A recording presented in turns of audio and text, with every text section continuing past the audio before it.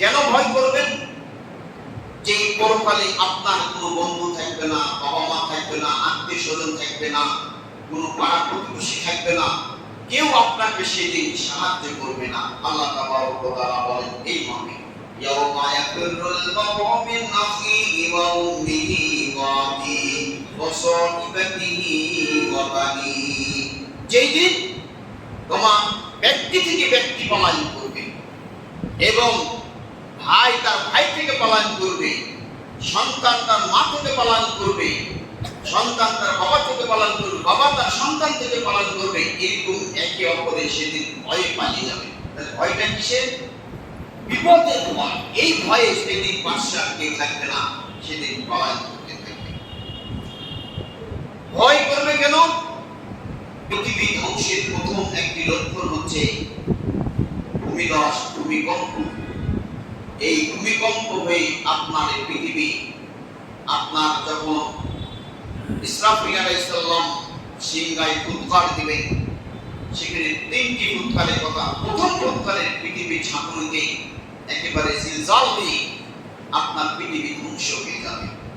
আল্লাহ তাবারক ওয়া তাআলা এখানে ঈমানদার মুত্তাকি লক্ষ্য করে বলেন, পৃথিবীর সমগ্র মানুষকে ডেকে আহ্বান করে বলেন, ইয়া আইয়ুহান নাসু ইত্তাকু রাব্বাকুম ইন্না যালজালাতাস সাআতি শাইউন আযীম। এই মানব সকল তোমরা তোমাদের রবকে ভয় করো, কারণ নিশ্চয় এই ভূমিকম্প, ভূমিধস, এটি হচ্ছে সবচেয়ে কঠিন একটি বিষয়। যে ভূমিধস আপনার রঙিন আশা আকাঙ্ক্ষা, বাড়ি গাড়ি, সুন্দর স্ত্রী, আত্মীয় স্বজন, বন্ধু বান্ধব সবকিছু সেকেন্ডের ভিতর নিমিষেই পৃথিবীর নিচে তলিয়ে যাবে। এই ভূমিকম্প হবে।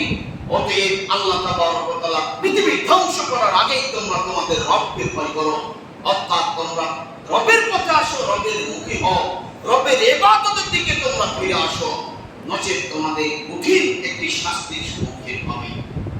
প্রিয় উপস্থিতি, আমরা এই রবের ভয় সম্পর্কে কয়েকটি আয়াত সম্পর্কে জানলাম। এবার আসুন আমরা যে বিষয়টি জানব, যে আমরা আল্লাহর অসংখ্য নিয়ামত এই পৃথিবীতে আমরা বসবাস করি, আমরা আল্লাহ এবং তার রাসূলের আনুগত্য করি না, কিন্তু আল্লাহ তাবারক ওয়া তাআলা আমাদের বিপরীতে তার ফেরেশতা মণ্ডলী সৃষ্টি করেছেন, যা আমাদের বিরোধিতা করেছিল, মানব জাতির বিরোধিতা করেছিল, যে তাদেরকে সৃষ্টি করলে তারা বিশৃঙ্খলা করবে, অন্যায় করবে, দুরাচার করবে, অত্যাচার করবে, এদেরকে সৃষ্টি করা হবে না। আমরা আপনার ইবাদতের জন্য যথেষ্ট ছিলাম, আমরাই তো আপনার তাসবিহ, তাহলিল, জিকির, আজকার সবকিছু করে থাকি। আপনার আসমানে 4টি আঙ্গুল বা 4 ইঞ্চি আঙ্গুল রাখার মতো কোনো জায়গা নেই যে ফেরেশতারা ওই ফাঁকা জায়গাতে ইবাদত করবে বা সিজদা দিবে। এরকম জায়গাও ফাঁকা নেই, তারা সিজদায় পড়ে আছে, তারা আনুগত্যে পড়ে আছে, তারা আল্লাহর ভয়ে তারা পড়ে আছে। কিন্তু আমাদের পৃথিবী এত ফাঁকা, এত বিশাল পরিমাণ রয়েছে, যে মানুষ দেখা যায় মসজিদে 200 লোক সালাত আদায় করতে আসে, আর এর চাইতে 99 ভাগই মানুষ আল্লাহর বিদ্রোহে, আল্লাহর দুশমনেতে, আল্লাহর সীমা লঙ্ঘনে তারা ব্যস্ত রয়েছে, আল্লাহর আনুগত্যের জন্য নয়। ফেরেশতাদের ভয় কিরকম সেটি দেখেন। আনাবি যার রাদিয়াল্লাহু তাআলা বল ইন্নী আরা, আল্লাহর নবী বলছেন যে আমি যা দেখি, মালা তারাও না, তোমরা তা দেখতে পাও না। কে বলছেন কথাটি? রাসূল সাল্লাল্লাহু আলাইহি সাল্লাম বলছেন ইন্নী আরা মালা তারাও না, আমি যা দেখতে পাই তা তোমরা দেখতে পাও না। আকাশিস সামা, আকাশ বিকট শব্দ হচ্ছে, উঁচু আওয়াজ হচ্ছে, ওয়া হুক্কালাহা আন তাতিয়া, আর এটা আকাশের অধিকার আছে এই উচ্চ আওয়াজ দেওয়া।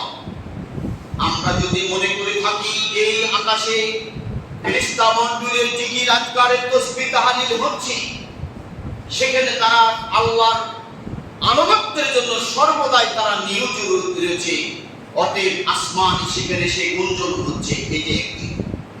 আরেকটি হলে আকাশে যখন বজ্র বিদ্যুৎ চমকায়, তখন সেখানে ব্যবস্থা আল্লাহ তাবারক ওয়া তাআলা সেখানে তার মেঘমালা সৃষ্টির জন্য তখন সেখানে গর্জন বিদ্যুৎ চমকায়।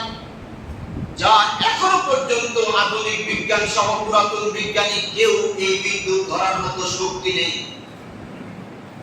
আপনার এই বিদ্যুৎ চমকানোর মাধ্যমে পৃথিবীর দৈনিকৃত মানুষের সার কীটনাশক যে পরিমাণ উপকার হয়, তার চেয়ে ৭৭% উপকার হয় আপনার বিদ্যুৎ চমকানোর মাধ্যমে। এই জমিনে উৎপাদিত ফসলের উপরে নাইট্রোজেন সেখানে ৭৭% বর্ষণ হয় বাতাস এবং ঘর্ষণের মাধ্যমে। তাহলে সেই মানুষের উপকার হয়। কিন্তু আপনার কিছুদিন আগে, এক সপ্তাহ হবে, একটা বাড়িতে আপনার খড় টিনের বাড়ির উপরে বৃষ্টি করে সেখানে মা এবং শিশু মারা গেল, সেখানে তারা মৃত্যুবরণ করলো। এবং এই বৃষ্টি এবং বজ্র যখন পড়ে তখন দেখা যায় সবচেয়ে বড় বড় গাছপালা যেখানে আপনার আর্থিক হয় বেশি উঁচু উঁচু গাছে, যা বেশি প্রমাণ পায় তাল এবং খেজুর গাছের উপরে বেশি করে থাকে। এইগুলি পৃথিবীর ভারসাম্যের জন্য, সেই বজ্র ধরার জন্য এই গাছগুলি বেশি রোপণ করা দরকার, বা এর আগে ইতিপূর্বে করেছে বা বিজ্ঞানের সাথে যে মত আছে। কিন্তু রাসূল কারীম সাল্লাল্লাহু আলাইহি সাল্লাম যে কথাটি বলতে যাচ্ছেন এই হাদিসে, যে আসমান তার সশব্দে উচ্চারিত হচ্ছে সেখানে, এবং তার অধিকার এই উচ্চ আওয়াজ করার ব্যতীত কিন্তু সেখানে এমন একটি ৪ ইঞ্চি জায়গাও নেই যে সেখানে আর আসাবি ৪টা আঙ্গুল রাখার মতো, আমরা যেটা ৪ ইঞ্চি ধরে থাকি, মাফিহা মাওয়াদিউন আরবাই আসাবিহা, ৪টা আঙ্গুল রাখার মতো এরকম জায়গা নেই যে ওইখানে আপনার কেউ স্থান করে নতুন করে জায়গা করে ওখানে ইবাদত করবে বা আনুগত্য করবে। ইল্লা মালাকুন সাজিদুন তাবাহাতাহু, এবং ফেরেশতারা সকলে সিজদারত অবস্থায় সে আসমানে পড়ে রয়েছে। কিন্তু পৃথিবীতে দেখা যায় তার উল্টা, ফেরেশতারা যথাযথই এই মানুষের বিরোধিতা করেছিল, কিন্তু আল্লাহ তাবারক ওয়া তাআলা বলেন আমি যা জানি তা তোমরা জানো না। অতএব আল্লাহ এই পৃথিবীতে মানুষকে পাঠিয়ে দিয়েছে তার ইবাদতের জন্য, তার আনুগত্যের জন্য, পৃথিবী নষ্ট করার জন্য, ধ্বংস করার জন্য নয়। ইবাদত হলো তার আসল। ইবাদতের মাধ্যমে পৃথিবীর সকল কিছু নিয়ামত আপনি পেতে পারেন।